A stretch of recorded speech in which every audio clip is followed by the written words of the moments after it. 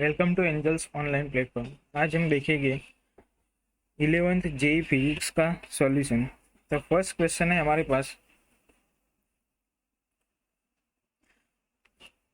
एक स्प्रिंग है, spring constant 5 into 10⁻³ है और इनिशियली वो 5 सेंटीमीटर अनस्ट्रेच है। Then the work required the further by other 5 centimetre is, जो स्प्रिंग कांस्टेंट है और जो स्प्रिंग है वो 5 सेंटीमीटर की स्ट्रेच हुई है और उसको अदर 5 सेंटीमीटर स्ट्रेच करवानी है, तो हमको कितना फाइनली वर्क होगा उसमें। तो स्प्रिंग कांस्टेंट हमको के दिया हुआ है 10⁻³ न्यूटन पर मीटर। इनिशियल एक्सटेंशन जो x1 बोलते हैं हम, इनिशियल एक्सटेंशन 5 सेंटीमीटर है, इतना होगा। और फर्दर जो उसके बाद का एक्सटेंशन, पहले 5 थी, फिर और 5 सेंटीमीटर एक्सटेंशन करेंगे तो 0.10 मीटर होगा। तो जो वर्क डन होगा W is equal to 1/2 K into x2 square minus x1 square. तो हम इसमें वैल्यू पुट कर देंगे, K की जगह ये, x1 की जगह ये और x2 की जगह ये। तो उसका जो फाइनल वर्क डन का आंसर आएगा वो 18.75 न्यूटन आएगा। इस हिसाब से हमारा आंसर है C. Next, two masses of 1 gram and 4 gram are moving with equal kinetic energy. The ratio of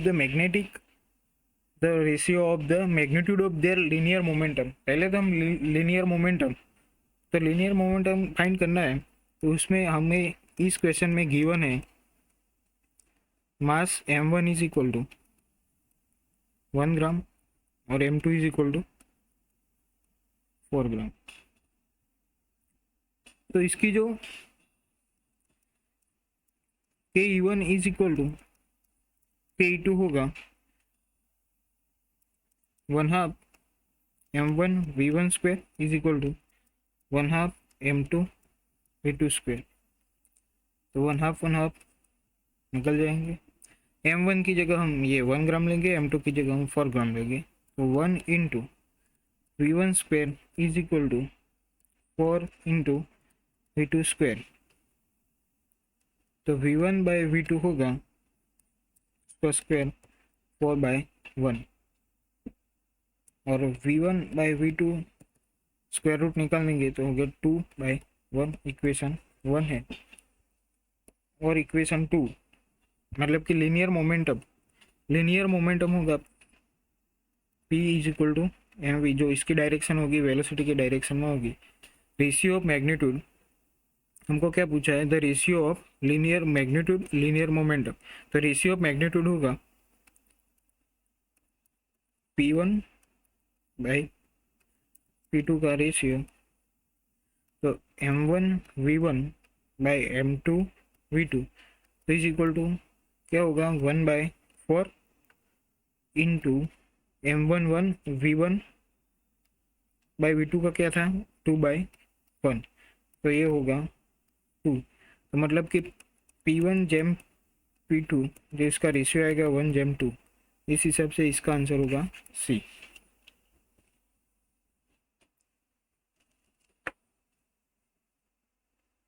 next 3,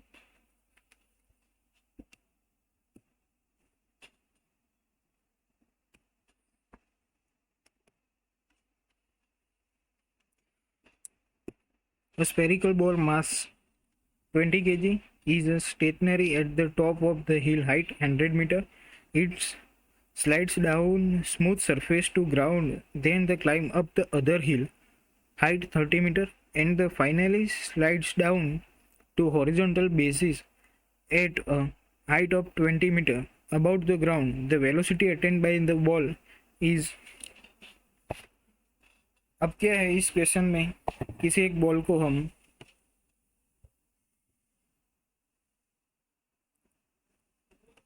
100 metre height पे है और वहां से बॉल नीचे गिरता है, फिर ये 30 मीटर हाइट पे आता है और वहां से बॉल नीचे गिरता है, वहां तक की 20 मीटर हाइट है।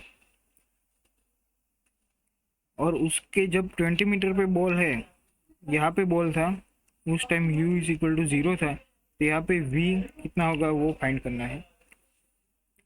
तो यहाँ पे हम हाइट को देखेंगे, तो ये क्या थी 100 और ये है 20, तो यहाँ पे h होगा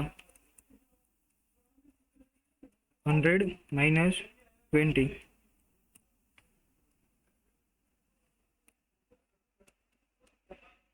इक्वल टू 80 मीटर।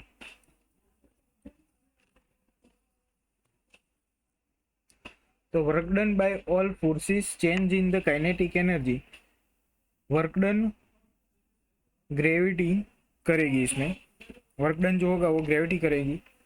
तो होगा इसमें ये कि mgh is equal to 1/2 mv² minus 1/2 mu²। तो u तो हमारा 0 ही था, तो ये टोटली हो जाएगा 0। तो v इज इक्वल टू होगा √2gh, और यहाँ पे इसमें g की वैल्यू और h की वैल्यू पुट करने पे आंसर आएगा जो v is equal to 40 metre पर सेकंड होगा। तो इस हिसाब से इसका आंसर होगा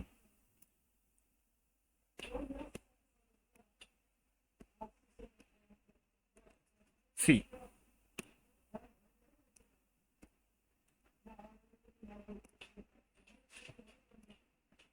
नेक्स्ट,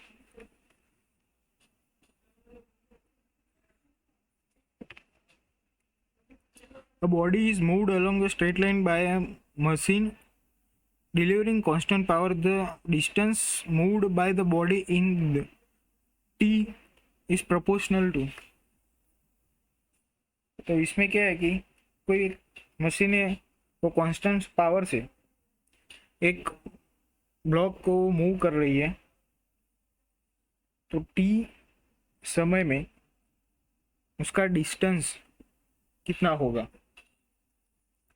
तो यहाँ पे p is equal to f.v होगा, और ma.v लिख सकते हैं हम इसको। फिर p is equal to mv, और एक को हम dv/dt लिखेंगे। इंटीग्रेशन करेंगे तो p/m dt is equal to v dv होगा। p/m t is equal to v का इंटीग्रेशन एक पावर ऐड होगी और नीचे आएगा, तो v इज इक्वल टू हमको क्या मिलेगा √2 p/m इंटू टी। फिर उसके बाद यहाँ पे देखिए v किसके प्रोपोर्शनल है, v प्रोपोर्शनल t की 1/2। तो हम जो डिस्प्लेसमेंट है, डिस्टेंस है, उसको x इंटीग्रेट v dt कर सकते हैं, ठीक है। और यहाँ पे देखिए कि v की पावर कितनी है, t के v प्रोपोर्शनल टू t है और t की पावर 1/2 है, तो एक पावर हम ऐड करेंगे तो t की पावर 3/2 इसका आंसर होगा। तो ऑप्शन 4 का आंसर है सी।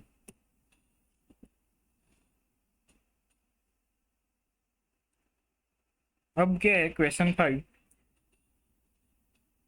एक बॉल है 0.2 kg का और उसको वर्टिकली अपवर्ड एक हैंड से थ्रो करना है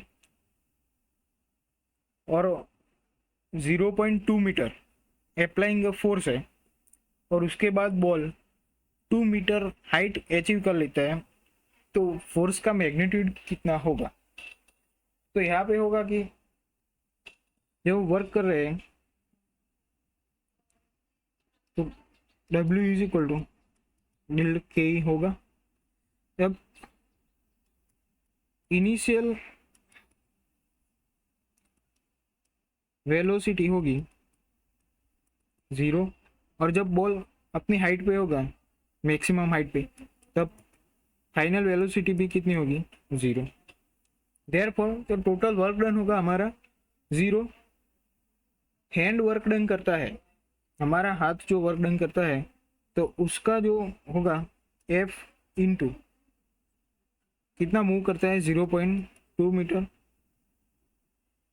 और ग्रेविटी जो वर्क डन करती है वो माइनस mgh होगा, मतलब 0.2 m है, g 10 कंसिडर करना है, और h जो है 2। टोटल वर्क डन कितना है 0। तो इसमें हम f into 0.2 is equal to 0.2 into 10 into 2। तो हमारा f जो फाइनल होगा फोर्स, उसका मैग्नीट्यूड 20 न्यूटन है, और इस हिसाब से आंसर होगा C. Next 6 number, a uniform cable of mass m and length l is placed horizontal surface। किसी हॉरिजॉन्टल सरफेस पे मास m और लेंथ l वाला कोई केबल रखा है, उसका जो इतना पार्ट है 1/nth वो हैंगिंग कर रहा है। To lift the hanging the part of the cable up to surface, उस केबल का जो इतना जो पार्ट है 1/n उसको हैंगिंग कर रहा है, तो उसको ऊपर खींचने के लिए हमको कितना वर्क चाहिए।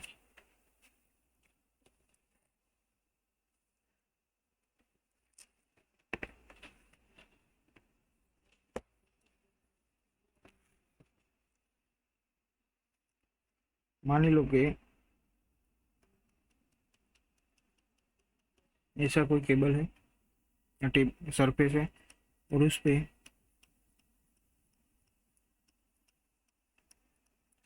कोई केबल हैंगिंग कर रहा है, उसकी जो लेंथ होगी वो l/n, और इधर हम फोर्स लगाने वाले हैं, जो ये लेंथ बची होगी n-1 इंटू l/n, इतनी लेंथ बची है ऊपर। अब हम इस केबल को फोर्स लगा के इस तरफ, ये जो लटकता हुआ पार्ट है उसको हम ऊपर खींचने वाले हैं। जब पूरा का पूरा जो हैंगिंग वाला पार्ट है वो ऊपर आ जाने के बाद, ये जो हमारा है वो रेफरेंस लेवल है,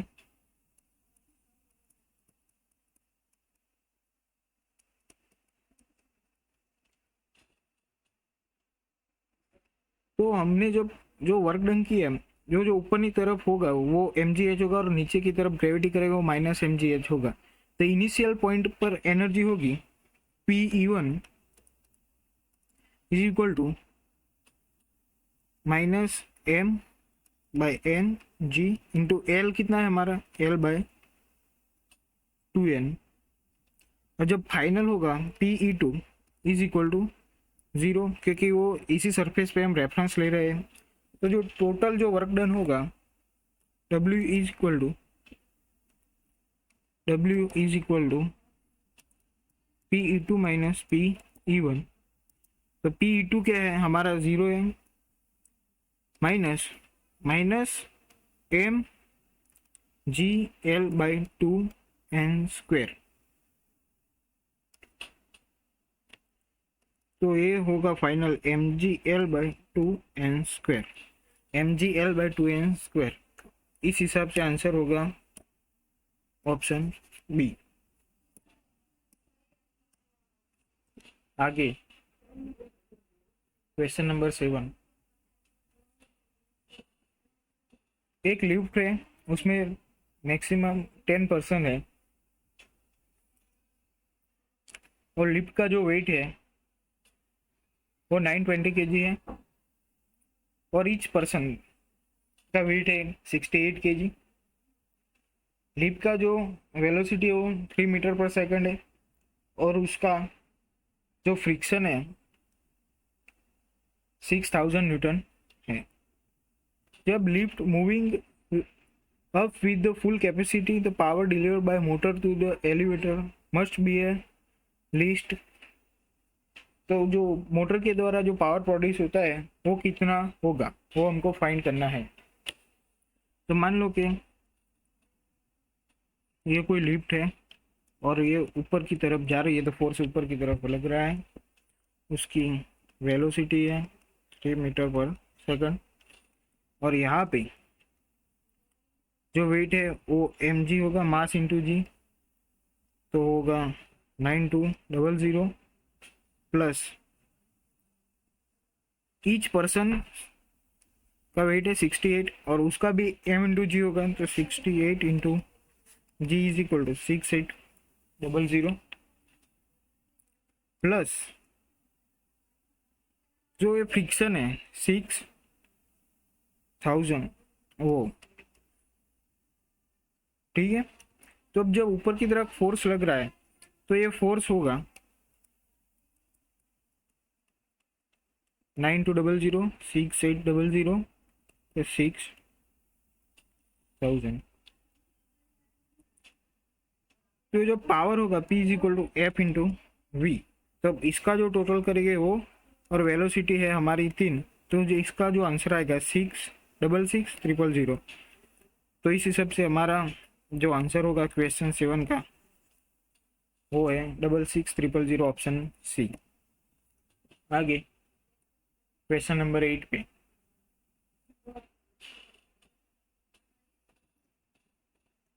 एक जो क्रिकेट बॉल है उसका मास है 0.15 kg और उसको कोई इस मशीन द्वारा मैक्सिमम हाइट 20 मीटर तक जाता है। उस पर जो फोर्स लगता है वो एफ है, और जो हॉरिजेंटली जो मूव पार्ट करता है मशीन का वो 0.2 मीटर तक है। While the launching the ball the value of F, तो जो एफ की वैल्यू हो वो कितना फोर्स लगता है उस बॉल पे वो फाइंड करना है हमको। तो यहाँ पे मशीन में जब बॉल रखा गया तब उसकी इनिशियल वेलोसिटी 0, और जब मैक्सिमम हाइट अटेंड करता है तब उसकी वी फाइनल वेलोसिटी भी होगी 0। तो इस हिसाब से टोटल वर्क डन होगा 0। अब क्या करता है, वर्क डन इसमें दो हिसाब से होगा। जो वर्क डन होता है एक मशीन के द्वारा और एक ग्रेविटी के द्वारा। तो जो वर्क डन है मशीन के द्वारा एफ इंटू कितना पार्ट मूव होता है 0.2, और जो ग्रेविटी का है तो माइनस mg है, तो बॉल की वेट है 0.15 इंटू जी को 10 लेते हैं, और एच है जो 20 मीटर तक ऊपर जाता है, ठीक है। फिर हम इसमें से एफ फाइंड करेंगे 0.15 इंटू 10 इंटू 20 डिवाइड बाई 0.2, तो एफ का आंसर आएगा 150 न्यूटन। तो इस हिसाब से इस क्वेश्चन का हमारा आंसर होगा 150, ऑप्शन नंबर 8 में B. Next 9, if momentum of a body is increased by 20% then the kinetic energy increase by। हम किसी मोमेंटम को 20% से इंक्रीज करते हैं तो इसकी काइनेटिक एनर्जी में क्या चेंजेस आता है वो हमको फाइंड करना है। तो इसके लिए जो मोमेंटम होगा पहले P था और उसमें P प्लस हमको क्या कह रहे हैं 20% इंक्रीज करना है, तो P इंटू 20 डिवाइड बाई 100। तो P था तो वो हो गया 1/2 P, तो K1 होगा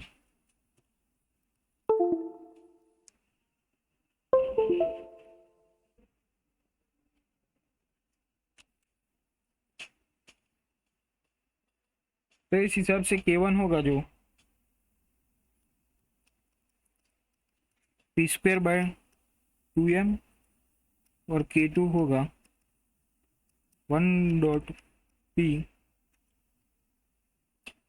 1.P स्क्वायर बाय 2m। तो डेल्टा के ई होगा K2 माइनस K1, तो इसमें से P² बाय 2m कॉमन निकलेंगे 1/1.44 -1। तो परसेंटेज में जो होगा वो डेल के बाई K1 पहले था work done whole into 100 is equal to 44। तो इस क्वेश्चन 7 में आंसर, सॉरी 9 में आंसर होगा 44, ऑप्शन सी। आगे next 10,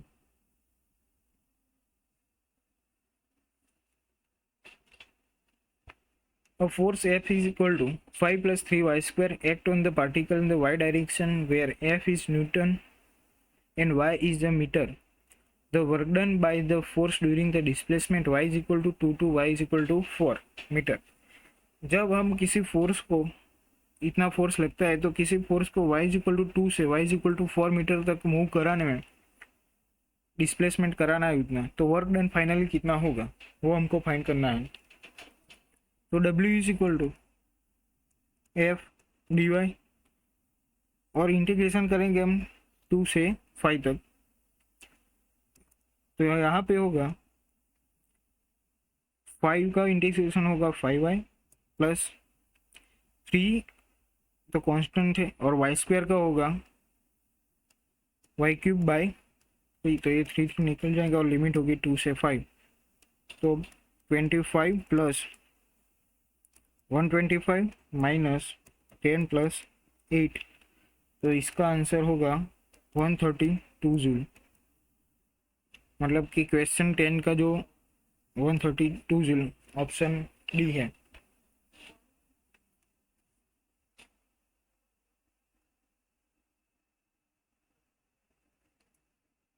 next 11, a small particle moved to position, जो उसका जो इनिशियल पॉइंट था 2i plus 3j minus 4k, और 5i minus 2j plus k तक वो पहुंचता है कितने बल पर, 5i plus 2j plus 7k के बल पर, तो उसका जो वर्क डन कितना होगा। तो जो पहले R1 था वो 2i carat plus 3j minus 4k था, और जो R2 था जो फाइनल वो 5i minus 2j plus k तक पहुंचा है। तो उसका जो S होगा R2 माइनस R1 होगा, तो R2 माइनस हम R1 करेंगे तो 3i minus 5j plus 5k होगा, और जो F होगा फोर्स हमको दिया हुआ है वो 5i plus 2j plus 7k, तो वर्क डन होगा F इंटू एस। तो जो ये डॉट प्रोडक्ट है तो उसका जो वैल्यू आएगा वो 50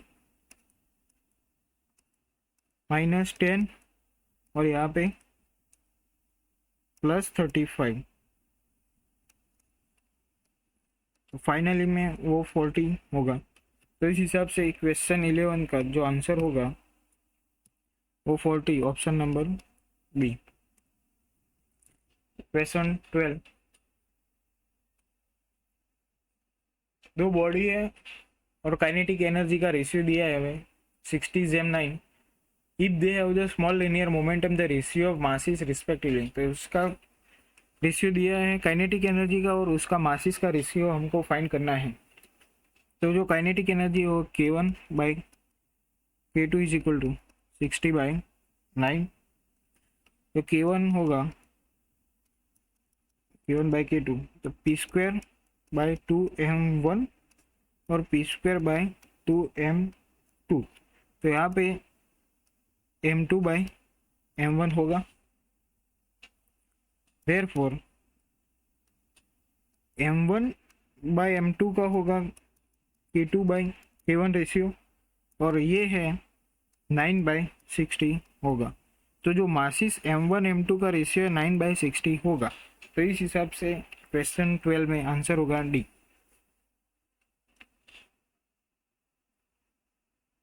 next, a machine gun fire a bullet of mass 40 gram with a velocity 1200 meter per second. The man holding the can extract maximum force 144 Newton. The gun, how many bullet can he fire per second? तो एक second में जो कितनी bullet fire कर सकता है, जो bullet का मासिस है वो 40 ग्राम है, उसकी वेलोसिटी दी हुई है, और जो मैक्सिमम फोर्स है वो 144 न्यूटन है। तो इसका हमें पर सेकंड में कितनी बुलेट फायर हो रही है तो वो फाइंड करना है। तो फोर्स होगा dp बाई dt। तो इस हिसाब से n mv बाई टी, जो p होगा इज इक्वल टू mv और dt का होगा t। और हम इसमें से कितनी बुलेट्स निकल रही है, मान लो कि n बुलेट है तो इसको मल्टीप्लाई n कर देंगे। तो इस पर हमको n is equal to F into T by M V मिल जाएगा, इज इक्वल टू एफ की वैल्यू कितनी है 144 इंटू टी, मतलब कि पर सेकंड, तो 1 सेकंड ले लेते हैं हम। एम तो 40 है, इंटू 10⁻³ kg कर देते हैं हम इसको, और जो वेलोसिटी है वो भी दे रखी है। तो इसका जो एन फाइंड करते हैं कैलकुलेशन के बाद वो 3 आता है। तो 30 नंबर के क्वेश्चन में आंसर 3 और ऑप्शन डी।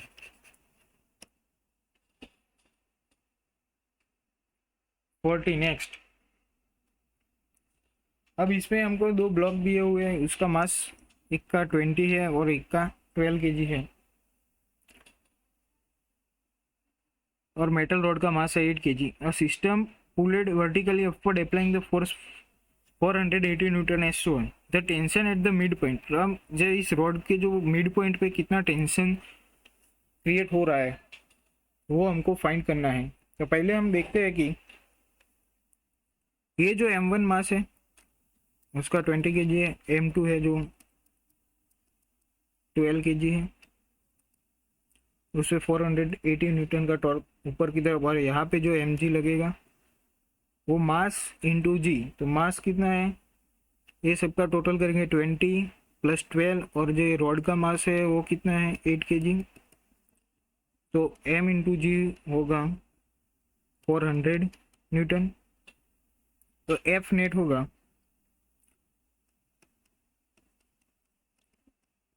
480 माइनस 400, नेट होगा 80 न्यूटन, और यहाँ पे ए होगा एफ बाई एम। तो एफ है 80, वेट है 40, तो एक्सलरेशन होगा 2 मीटर पर सेकंड स्क्वायर। उसके बाद टेंशन कहाँ पे फाइंड करना है हमको, ये रॉड के मिड पॉइंट पे। मान लो कि रॉड है, उसका जो ये मिड पॉइंट है, और यहाँ पे मासिस जो है, मास है उसका वेट क्या है 12 kg, और ये मिड पॉइंट है, तो इस रॉड का भी मास होगा 8/2 मतलब कि 4 kg, और यहाँ पे mg होगा 160 न्यूटन, 60 इंटू 10 mg। और यहाँ पे जो एक्सलरेशन है ए, इसकी वैल्यू हमको मिल चुकी है 2 है।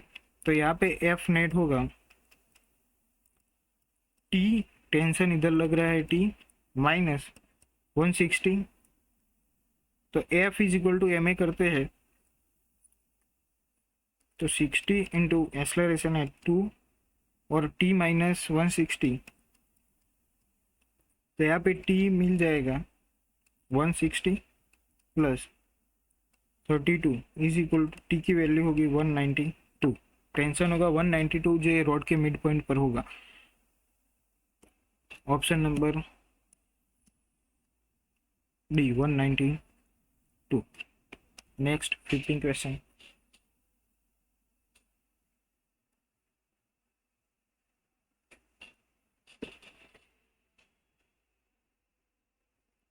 A body pushed a box of mass 2 kg with a force 20 I caret plus 10 j caret the frictionless surface.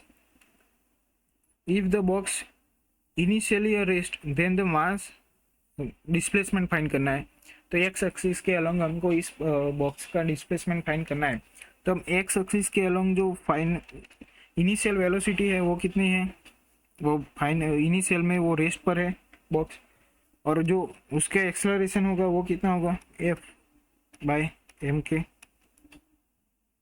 तो फोर्स हम कितना लगा रहे हैं एक्स एक्सिस के अलोंग 20 न्यूटन, और मास कितना है 2 kg. तो ए मिल जाएगा हमको 10 मीटर पर सेकंड स्क्वायर एक्सेलरेशन. और 10 सेकंड के बाद हमको एक्स एक्सिस पे वो कितना डिस्प्लेसमेंट करता है वो फाइंड करना है. तो टी की वैल्यू होगी 10 सेकंड, और डिस्प्लेसमेंट के लिए S X is equal to V X T plus 1/2 A X T square. अब इसमें हम यू ये ज़ीरो होगा तो ये ज़ीरो हो जाएगा, तो 1/2 ए की वैल्यू है एक्स एक्सिस के अलॉन्ग 10 और टी की स्क्वायर तो 10 इंटू 10. तो ये एस एक डिस्प्लेसमेंट एक्स एक्सिस के अलॉन्ग आएगा 500. Option B 500. नेक्स्ट 60.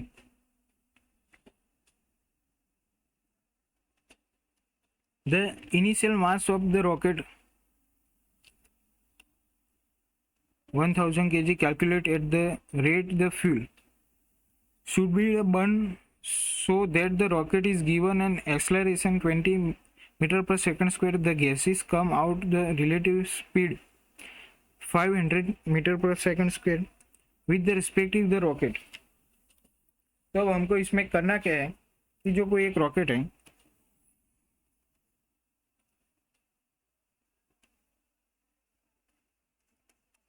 उसमें अंदर जो फ्यूल बर्न हो रहा है ऊपर की तरफ वो फोर्स लगता है,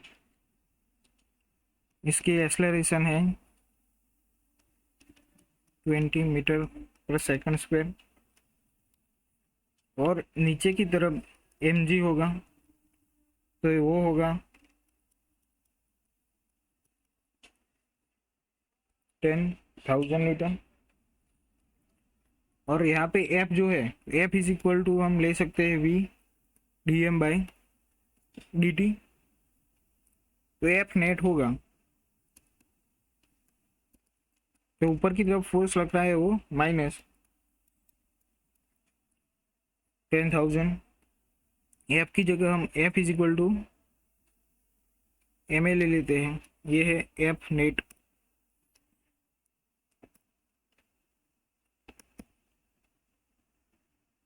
f net is equal to F जगह एम ए ले लेते हैं, तो एफ माइनस ए मास है 1000 into 20 is equal to F minus 10,000. तो यहाँ पे एफ होगा 30,000, और एफ की जगह हम ये लेते हैं V D M by D T. तो V D M by D T equal to 30,000. तो D M by D T क्या होगा 30,000 अपॉन वेलोसिटी है, रिलेटिव वेलोसिटी वो 500. तो इसका आंसर आएगा 60 होगा 16 क्वेश्चन का ऑप्शन नंबर डी. उसके आगे नेक्स्ट 17.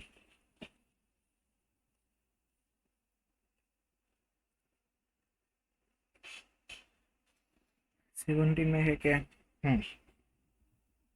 30 ग्राम के टू बॉल्स है बिलियर्ड्स बॉल, उसकी जो स्पीड है 108 किलोमीटर पर आवर की है, और इसको किसी डिफरेंट एंगल पे हम जो किसी वॉल पे दीवार पे मारते हैं तो वो इसी स्पीड से वापस आता है. जब इसका एंगल चेंज करेंगे हम, इसका एंगल चेंज है 45 डिग्री पे, तो दोनों का जो एक्स की डायरेक्शन में रेशियो हो तो वो कितना होगा, तो वो हमको फाइंड करना है.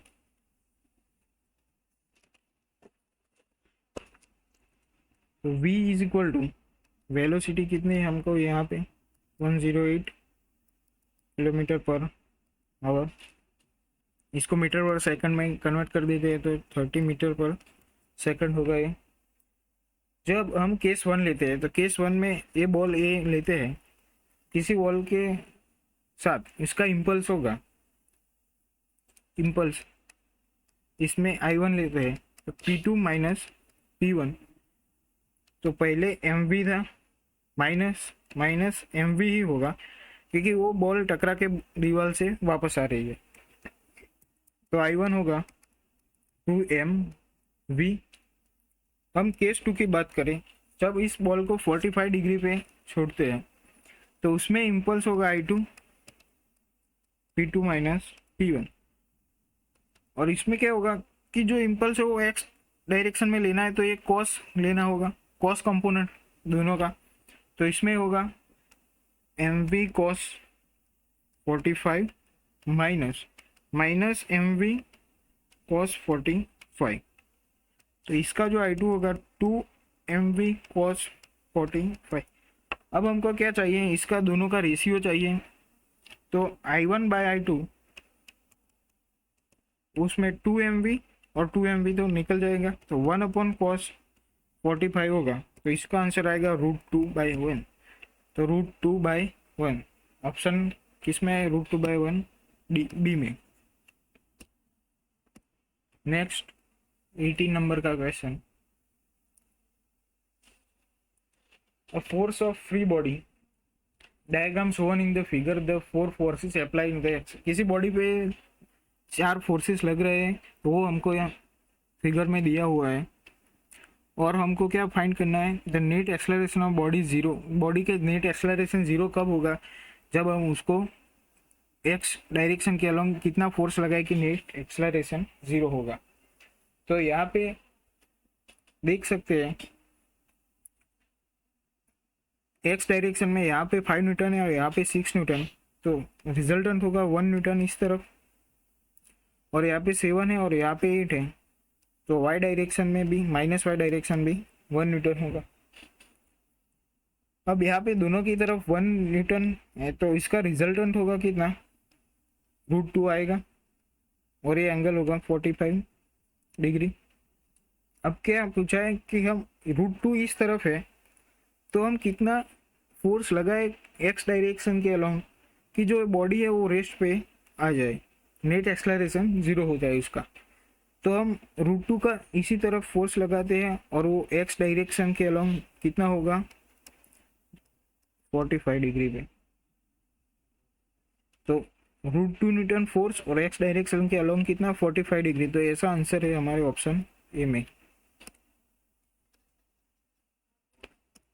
18 का आंसर होगा ऑप्शन ए। आगे क्वेश्चन नंबर 19, इसमें क्या है कि 50 केजी का कोई मंकी है और 350 न्यूटन के जो टेंशन हो एप्लीकेबल हो सके इतनी कि रस्सी है, वो रस्सी पे ऊपर वो 4 मीटर पर सेकंड की एक्सेलरेशन से नीचे उतर रहा है और बाद में 5 मीटर पर सेकंड स्क्वायर की एक्सेलरेशन से वो रस्सी के ऊपर चढ़ने जा रहा है। तो उसमें से कौन सा ऑप्शन राइट है वो हम देखेंगे। तो यहाँ पे क्वेश्चन नंबर 19 में हम केस 1 की बात कर रहे हैं, जब वो 4 मीटर पर सेकंड स्क्वायर की एक्सेलरेशन से वो नीचे आ रहा है। यहाँ पे mg लगेगा, मास है 50 × 10 500 न्यूटन, और यहाँ पे ऊपर टेंशन लगेगा, और यहाँ पे एक्सेलरेशन है नीचे की तरफ 4 मीटर पर सेकंड स्क्वायर, तो एफ नेट होगा 100 माइनस T1, तो F is equal to M A होगा, तो मास होगा 50 इंटू एक्सेलरेशन 4 होगा 500 माइनस T1 अपॉन, यहाँ पे टी की वैल्यू आएगी 300 न्यूटन। तो यहाँ पे जो रस्सी है वो 350 न्यूटन का तो टेंशन सहन कर लेगी, और यहाँ पे है 300 न्यूटन, तो इस तरफ तो ओके है। अब जो दूसरा केसेस है कि बंदर जब ऊपर चढ़ता है, तो उस केसेस की बात करें हम, तो यहाँ पे mg तो होगा 500 न्यूटन ही। अब जो टेंशन है T2 और एक्सेलरेशन है अपवर्ड की डायरेक्शन में 5 मीटर पर सेकंड स्क्वायर, तो इसमें F नेट होगा T2 minus 500, F is equal to M है 50 into 5 is equal to T2 minus 500, तो T2 का जो आंसर आएगा 750 न्यूटन। तो यहाँ पे जब 350 न्यूटन से ज़्यादा टेंशन लगेगी तो रस्सी टूट जाएंगे। तो यहाँ पे क्या है कि जब 750 न्यूटन टॉर्क लग रही है कब, टेंशन लग रही है कब, जब वो अपवर्ड की डायरेक्शन में जाता है, तो ऑप्शन सी होगा यहाँ पे, rope will be break while climbing upward. Question 19 का यही सही आंसर है, ऑप्शन सी।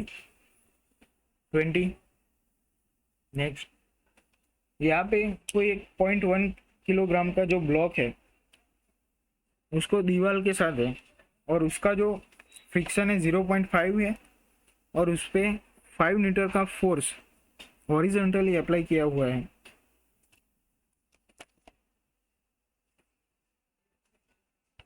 ये दीवार के अलॉन्ग कोई एक ब्लॉक है और ब्लॉक का वेट है 0.1 kg।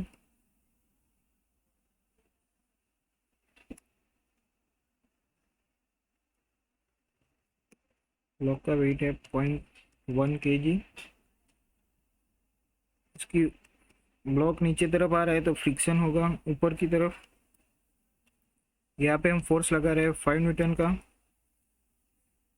और ब्लॉक का जो वेट है m इंटू जी, तो 0.1 इंटू जी की वैल्यू हम ले लेते हैं 9.8, तो 0.98 न्यूटन नीचे की तरफ है। अब क्या करना है हमको, इस ब्लॉक को इक्विलिब्रियम में रखना है, तो कितना फोर्स क्रिएट किया जाए जो फ्रिक्शन के अलॉन्ग है वो।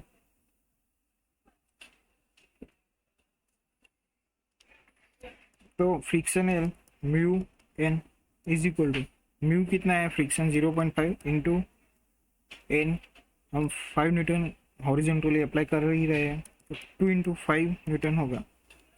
तो हम इतना ही फ्रिक्शन अप्लाई करेंगे, फोर्स अप्लाई करेंगे कि जो 2 इंटू 5 न्यूटन के बराबर होगा, तब ब्लॉक इक्विलिब्रियम में रहेगा, वो नीचे नहीं आएगा। तो इसका ऑप्शन ए 2.5 20 का जवाब है, ऑप्शन ए। उसके बाद है 21, तो यहाँ पे मैक्सिमम कितना फोर्स लगाएंगे जब कि ब्लॉक उसकी जगह से हिलेगा नहीं। तो इसके लिए हमको क्या करना पड़ेगा, मान लो कि इधर कोई ब्लॉक है,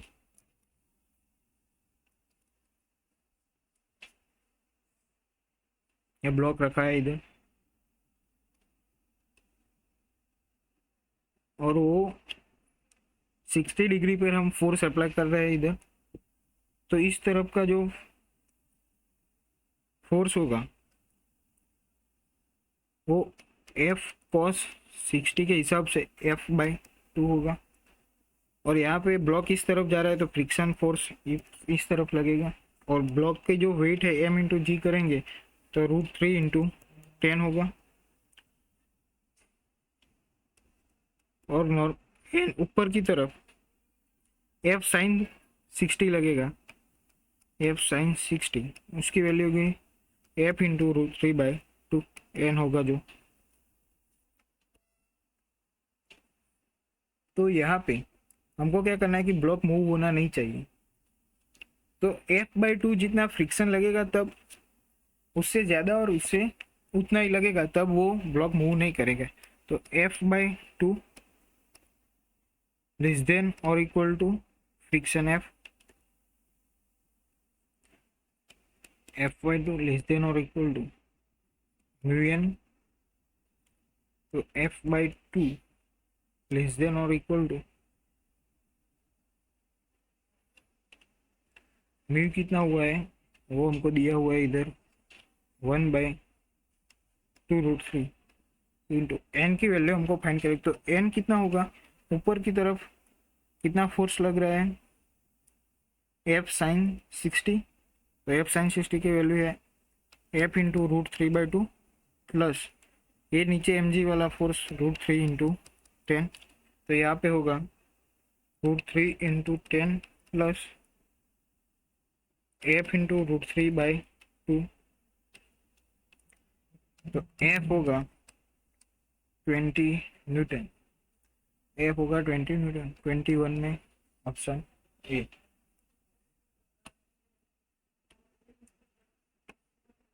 22, 2 kg का जो कोई ब्लॉक है उसको हम 30 डिग्री एंगल पे रखा हुआ है, तो उसका फ्रिक्शन 0.7 है, तो फ्रिक्शन फोर्स कितना होगा वो फाइंड करना है हमको। मान लो ये 30 डिग्री एंगल है और यहाँ पे कोई 2 kg मासिस वाला ब्लॉक रखा है,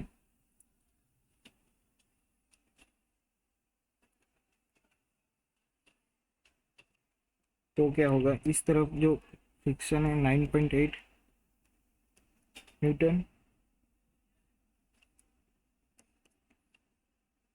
और यहाँ पे इस तरफ जो फोर्स लगेगा वो mg sin 30 होगा, तो उस हिसाब से 9.8 न्यूटन ही आएगा। यहाँ पे जितना है और यहाँ पे जितना होगा, जो दोनों इक्विलिब्रियम में हो गया, तब ये ब्लॉक मूव नहीं करेंगे, तो इसका आंसर है 9.8 न्यूटन। जब हम फोर्स अप्लाई करेंगे तब वो ब्लॉक मूव नहीं करेगा, तो इस हिसाब से इसका आंसर होगा 22 का ए 9.8। अब 23 में क्या है,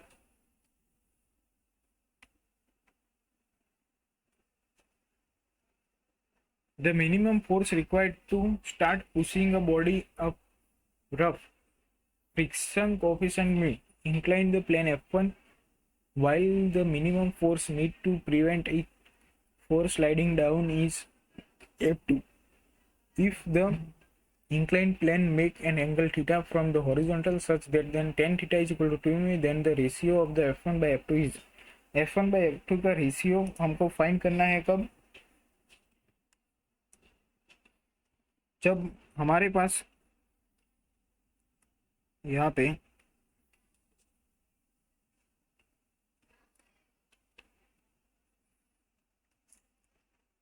किसी एंगल पे कोई ब्लॉक है और इस पे हम फोर्स अप्लाई कर रहे हैं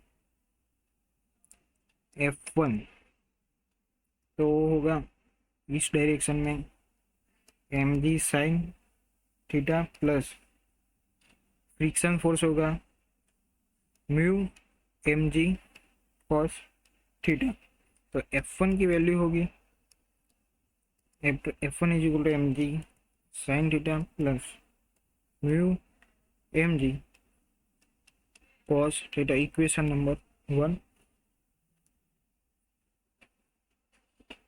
और क्या है कि वही ब्लॉक को, जो ब्लॉक है वो नीचे की तरफ आ रहा है और उसको रोकना है, तो जब फोर्स लगा रहे हैं वो F2 है। यही ब्लॉक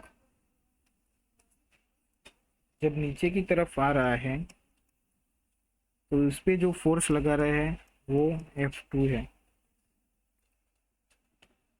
जो नीचे की तरफ आ रहा है तो फ्रिक्शन फोर्स किधर ऊपर की तरफ लगेगा, म्यू mg cos थीटा, और यहाँ पे लगेगा mg sin थीटा, तो F2 होगा F2 plus mu mg cos theta is equal to mg sin theta, तो F2 is equal to mg sin theta minus mu mg cos theta, equation number 2।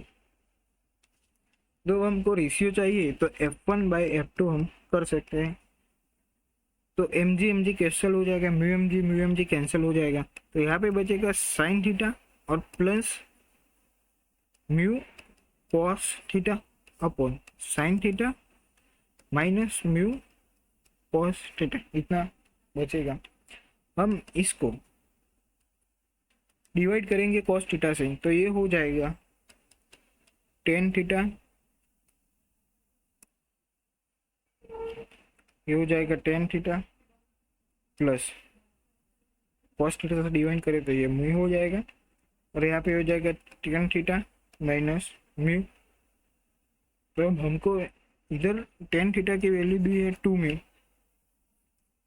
तो होगा three mu by mu, तो mu mu cut जाएगा, तो इसका answer आएगा three. तो F1/F2 का रेशियो होगा 3:1, मतलब कि 3। नेक्स्ट 24 में क्या है कि an insect crawl up the hemispherical surface very slowly. The coefficient of friction between the insect and the surface is 1/3. If the line joining the center of the hemisphere the surface to the insect make an angle alpha with the vertical and the maximum possible value of alpha so that the insect does not slip is given. अब इसमें हम किसी insect को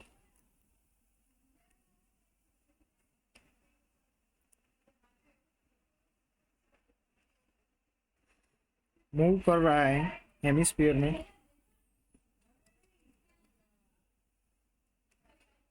यहाँ पे है, और उसका जो एंगल है वो अल्फा है, तो यहाँ पे mg फोर्स लगेगा,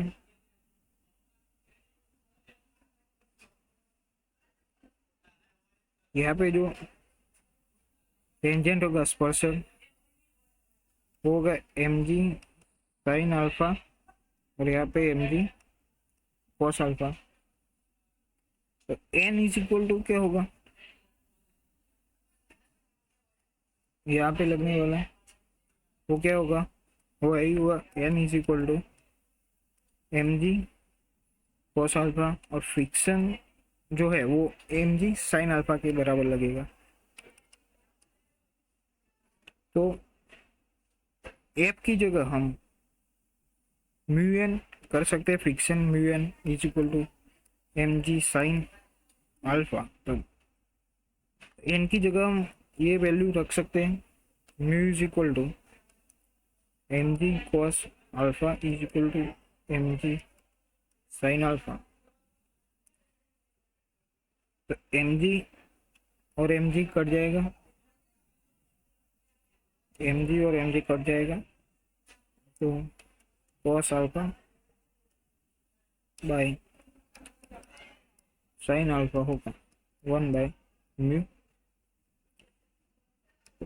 कॉट अल्फा होगा 1/म्यू, और म्यू की जो वैल्यू है वो 1/3 है, तो 1/3। तो कॉट अल्फा की वैल्यू होगी 1/3, तो उसमें आंसर होगा, सॉरी कॉट अल्फा होगा वो 3 हो जाएगा।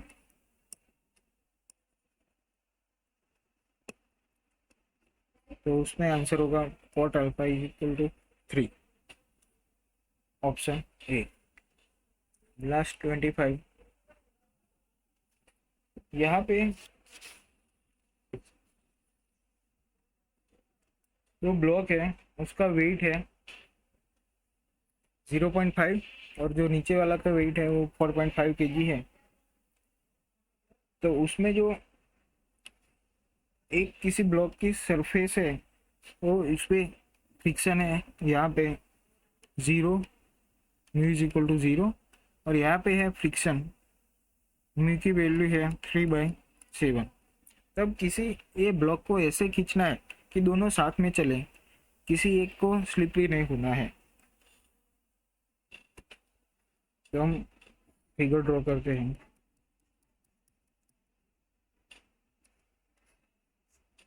ये बड़ा ब्लॉक 4.5 kg का, और ये है ऊपर छोटा ब्लॉक 0.5 का, 0.5 kg का, और इस तरफ खींचना है तो एक्सेलरेशन इस तरफ होगी, यहाँ पे फोर्स लगेगा, ठीक है। और यहाँ पे जो सरफेस है उसका फ्रिक्शन है 0 और यहाँ पे जो सरफेस है उसका फ्रिक्शन है 3/7। तो मान लो कि ये पूरा एक ब्लॉक है, इसको खींचना है, तो इसका एक्सेलरेशन कितना होगा, F/m टोटल। तो टोटल कितना है F, और वेट होगा 5, तो एक्सेलरेशन होगी F/5। और जो फ्रिक्शन होगा वो म्यून होगा। तो म्यू कितना दिया हुआ है हमको जो ऊपर वाले सरफेस के लिए, तो 0, उसका जो म्यू है वो कितना है, 3/7 है। 3/7 इंटू एन की जगह हम mg ले सकते हैं, एन ऊपर की तरफ है नॉर्मल और यहाँ पे वेट होगा mg। तो mg की जगह m हम लेंगे 0.5, ये यही ब्लॉक खींचेंगे तो ये भी साथ में आएगा। तो इंटू जी की वैल्यू है 9.8।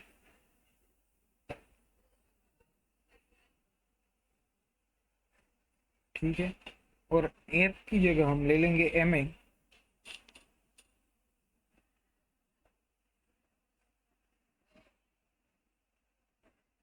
तो इसकी जगह हम F is equal to M A कर देते हैं। तो ये है 3/7 into 0.5 into 9.8 is equal to M होगा वो पहले वाला ब्लॉक 0.5 इंटू एक्सेलरेशन होगा F/5। तो इसका सॉल्यूशन करते एफ की जो वैल्यू आएंगी वो 21 आएगी। जब इतना फोर्स हम इस पे लगाएंगे तो ये दोनों साथ में चलेंगे एक ब्लॉक की तरह। तो इसका आंसर है सी। Thank you.